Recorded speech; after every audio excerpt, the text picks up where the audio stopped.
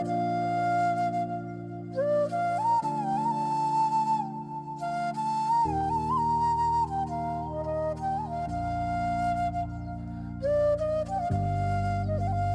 ජීවිතයට හොඳම දේවල් හරිම වෙලාවට ලබා දුන්න ආදරණීය විශ්වයට ස්තුතියි. ඔයා දන්නවද මේ ජීවිතයේ සමහර ප්‍රමාදවීම් ඇත්තටම ආශිර්වාදයක්. අද අපිට දුකක් වේදනාවක් ගෙන සමහර සිදුවීම් හෙට දවසට ආයෝජනයක්. අද නොතේරුණත් හෙට අපිට තේරෙනවා අද අපි මූණ දීපු හැම කටුක අත්දැකීමක්ම අති සාර්ථකත්වයක පෙරනිමිති බව. දේවල් අහිමි වෙන්නේ ඊට වඩා දෙයක් අපිට ලැබෙන්න නියමිත නිසයි. ඔයා ප්‍රමාද වෙන්නේ ඔයාගේ හරිම වෙලාව තවමත් එන ගමන් නිසයි. ඔයාට අයිති දේ, ඔයාට ලැබෙන්න සුදුසු දේ අනිවාර්යෙන්ම ඔයාව හොයාගෙන එනවා. ඉතින් විශ්වාසයෙන් ඉන්න හැම දේම හොඳින් වෙන බව මතක තියාගෙන අද දවසට ශක්තිමත්ව මුහුණ දෙන්න. මගේ ජීවිතේ අංක 1ට මට මාව විශ්වාසයි. ඒ වගේම මේ විශ්වයේ ශක්තිය විශ්වාසයි. මගේ සාර්ථකත්වය වෙනුවෙන් මම තියෙන හැම පියවරක් ගානෙම ආරම්භ වෙන අවසන් වෙන හැම දවසක් ගානෙම මම මටත් මේ විශ්වයටත් ස්තුතිවන්ත වෙනවා. මගේ ජීවිතේ හරි මාවතක මෙහෙවන බලවේගයක් මං ඇතුලේ තියෙනවා. ඒ තමයි මගේ යටිහිත. මගේ සිතිවිලිවල ස්වභාවය මත මම හිතන පතන විශ්වාස කරන දේ මත මගේ ජීවිතයේ ප්‍රතිඵල තීරණය වෙන බව මම විශ්වාස කරනවා. අන්න ඒක තමයි සරලවම විශ්ව ආකර්ෂණ නීතිය කියලා කියන්නේ. ඔව් මේක මැජික් එකක් තමයි. තමන්ගේ හීන විශ්වාස කරන ඒ හීන වෙනුවෙන් කැපවෙන අසීමාන්තිකව බාධක එද්දීත් වැටි හරි ඉස්සරහට යන මිනිසුන්ගේ හීන යථාර්ථයක් කරන මැජික් එකක් තමයි මේ විශ්වයේ ශක්තිය. කිසිම තර්ක කිරීමක් විවාදයක් නැතුවම මම විශ්වයේ ශක්තිය විශ්වාස කරනවා. ඔයාට ලැබිය යුතු දෙයක් ලැබෙනවමයි කියලා මුළු හදවතින්ම විශ්වාස කරනවා නම් අනිවාර්යෙන්ම ඒ දේ ඔයාට ලැබෙනවමයි. හැබැයි ඒ විශ්වාසයේ කිසිම පරස්පරතාවයක් තියෙන්න බෑ. ඔයාට අවශ්‍ය සතුට සැනසීම සාර්ථකත්වය නම් මුළු හදවතින්ම ඒ සාර්ථකත්වය සැනසීම විශ්වාස කරන්න. ඔයාගේ සිතවිලි ධනාත්මකව මෙහෙවන්න. සෝබා දහමේ නීතියත් යටිහිතේ නීතියත් කියන්නේ එකම කාරණයක්. ඔයා වපුරන දේ අනුව අස්වැන්න ලැබෙනවා. විශ්ව ආකර්ෂණ නීතිය කියන්නේ අදෘශ්‍යමාන බලවේගයක් වගේ දෙයක් නෙවෙයි. ඔයා තුලම තියෙන ඔයාගේ යටිහිතේ ශක්තිය. විශ්වයෙන් දේවල් ලබා ගන්න නම් ඔයා මෙහෙවන්න ඕන ඔයාගේ යටිහිත. යටිහිතේ විශ්වාසය ඇති කරගන්න ඔයා අදහන්නේ විශ්වයද, බුදුන් වහන්සේද, දෙවියන් වහන්සේද කිසිම ගැටලුවක් නැහැ. මොන විදියකින් හරි විශ්වාසය තමයි වැදගත් වෙන්නේ. පන්සල්, පල්ලි, කෝවිල්, දේවාල ඕන තැනක යන්න. ඒ ඕන තැනක ගිහින් ඒ විශ්වාසය ඇති කරගන්න. මට ලැබෙනවා, මම ලබා ගන්නවා කියන විශ්වාසය ඇති කරගන්න. හැමදේම හොඳින් වෙන බව හදවතින්ම විශ්වාස කරන්න පටන් ගත්ත දවසට ඔයාගේ ජීවිතේ වෙනස් වෙන්න පටන් ගන්නවා. ඔයාගේ ජීවිතයට අවශ්‍ය සාර්ථකත්වය ආකර්ෂණය කරගෙන සතුටින් සැනසීමෙන් ජීවත් වෙන්න ඔයා අනිවාර්යයෙන්ම කරන්න ඕන දේවල් ටිකක් කියන්නද? මෙන්න මේ ක්වොලිටිස් හදාගෙන ජීවිතේ අලුත් කතාවක් ලස්සනට ලියන්න. පළවෙනි දේ ඔයාගේ සිතවිලි ගැන අවබෝධයෙන් ජීවත් වෙන්න. ඍණාත්මක සිතවිලි පාලනය කරගන්න, ඍණාත්මක වචන පාලනය කරගන්න. ඊළඟට ඔයාගේ හැකියාවන් නොහැකියාවන් ඔයාගේ හොඳ නරක ගැන අවබෝධයෙන් ජීවත් වෙන්න.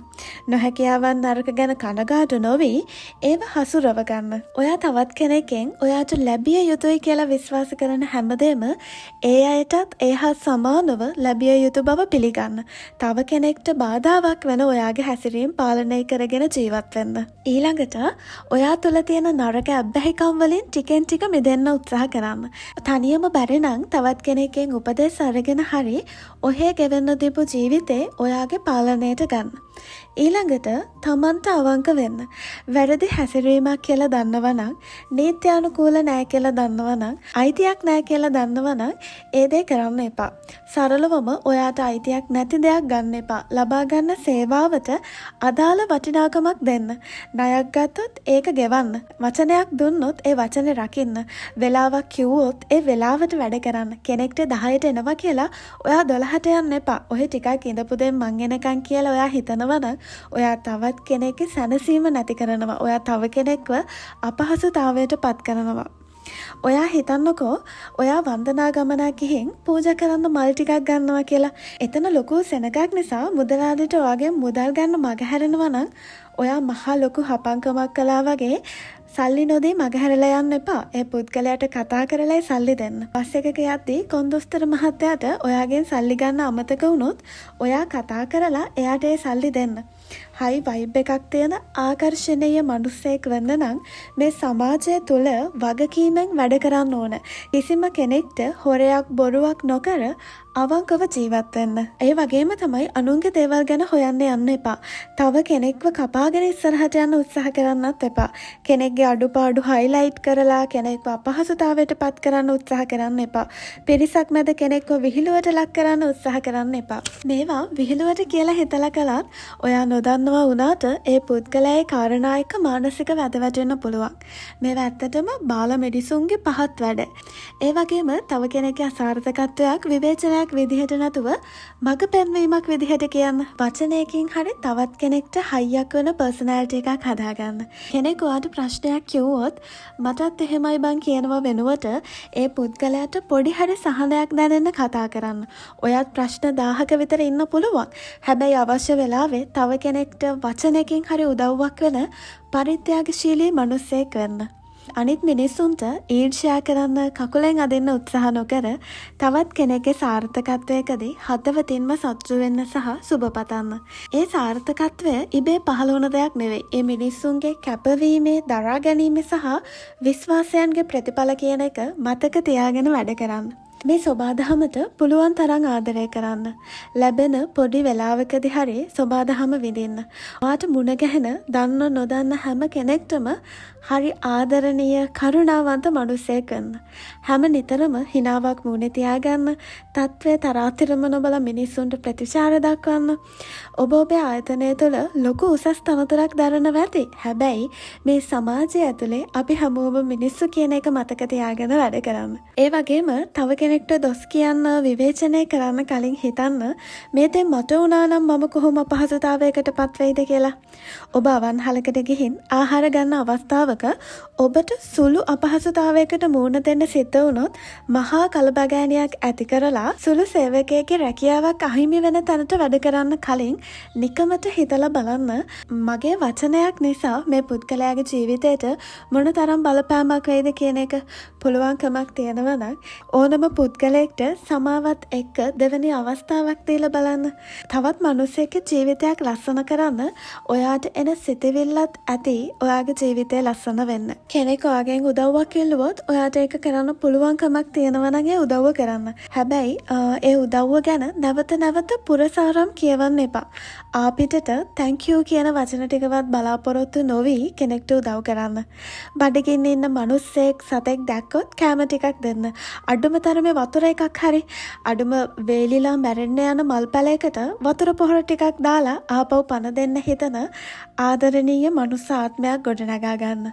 මෙන්න මෙහෙම ක්වොලිටිස් තියෙන ඔයාගේ ජීවිතය ඇවිල්ලා high vibe personality එකක්. ඉතින් දවසින් දවස ඔයාගේ ජීවිතේ සාර්ථකත්වය ඔයා වෙතට ආකර්ෂණය වෙන එක අහන්නත් දෙයක් නෙවෙයි.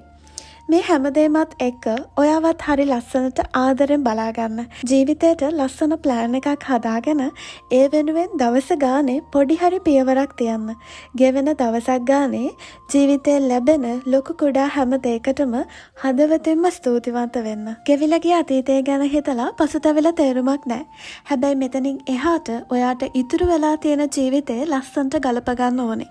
2026 අවුරුද්දේ ඔයා ලියන්න පටන් ගත්ත කතාවේ chapters 5ක් දැන් ඉවරයි. ඒ chapters 5ම හිස් නම් පසුතැවෙන්න එපා. 6 වෙනි chapter එක අපි ලස්සනට ලියමු. අලුත් කතාවක් අපි ගලපමු මෙතන ඉඳන්. ඔයාද මොන කාරණයක් නිසා struggle කරත් කමක් නැහැ. මට පුළුවන් ඔයාගේ කතාව ගලප ගන්න මඟ පෙන්වන්න. 21 day life changing program එක හරහා ඔයාගේ ජීවිතේට අලුත් ආරම්භයක් දෙන්න මට පුළුවන්. මේ වෙද්දී අපි කණ්ඩායම් 10ක් අති සාර්ථකව කරලා තියෙනවා. ඒ ෆීඩ්බැක් ඔයාලට බලන්න පුළුවන් Facebook page එකෙන් සහ YouTube post වලින්.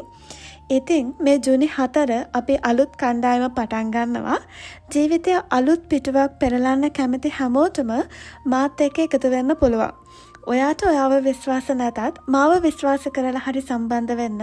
දවස් 21කින් මට පුළුවන් ඔයාව වෙනස් කරන්න. ඔයාට දැනෙන වෙනසක් දෙන්න මට පුළුවන්. මේක සම්පූර්ණ පැකේජ් එකක්. විස්තර දැනගන්න අවශ්‍යය ඩිස්ක්‍රිප්ෂන් එකේ තියෙන නම්බර් එකට WhatsApp මැසේජ් එකක් දාන්න. මේ ප්‍රෝග්‍රෑම් එක හරහා දවස් 21ක් මේන් ටාස්ක් 21ක් තියෙනවා. එතකොට ඔයාගේ බ්‍රේන් එක, ක්‍රියේටිවිටි, බැලන්සින්, කොන්ෆිඩන්ස් මෙන්න මේ දේවල් බූස්ට් කරගන්න තවත් ඇක්ටිවිටීස් ගණනාවක්ම තියෙනවා. ඒ අතරට අපි දවසක් කර දවසක් ලයිව් සෙෂන්ස් කරනවා. ඒ වගේම තමයි ඔයාට ඕනම ගැටලුවක් මාත් එක්ක කතා කරන්න පුළුවන්. ප්‍රෝග්‍රෑම් එක අතරතුර චූටි එදිනෙදා එන ගැටලු වලදී ඔයාට මට WhatsApp මැසේජ් එකක් දාන්න පුළුවන්. එහෙම නැත්නම් දවසක් කර දවසක් තියෙන අපේ ලයිව් සෙෂන් එකකට සම්බන්ධ වෙලා ඒ ප්‍රශ්න ගැන කතා කරන්න පුළුවන්. ඊටත් එහා ගිහින් ඔයා පර්සනලි ස්ට්‍රගල් කරන ඕනම කාරණයක් සම්බන්ධයෙන් මාත් එක්ක කතා කරන්න පුළුවන්. ඒක අපි දවසක් සහ වෙලාවක් වෙන් කරගෙන තමයි කරන්නේ. ඉතින් මේක සම්පූර්ණ පැකේජ් එකක්. මිස් කරගන්න එපා. ඔයාගේ ජීවිතයට කරන හොඳම ආයෝජනයක් වෙයි. අතීතය ලියවිලා ඉවර වුණත් අනාගතය තවමත් ලියවෙමිනුයි තියෙන්නේ. ඊළඟ පරිච්ඡේදය ලස්සනට ගලපගන්න එක ඔයාගේ වගකීමක්. එහෙනම් මාව අහගෙන හිටියට බලාගෙන හිටියට thank you so much ඔයාලා හැමෝටම.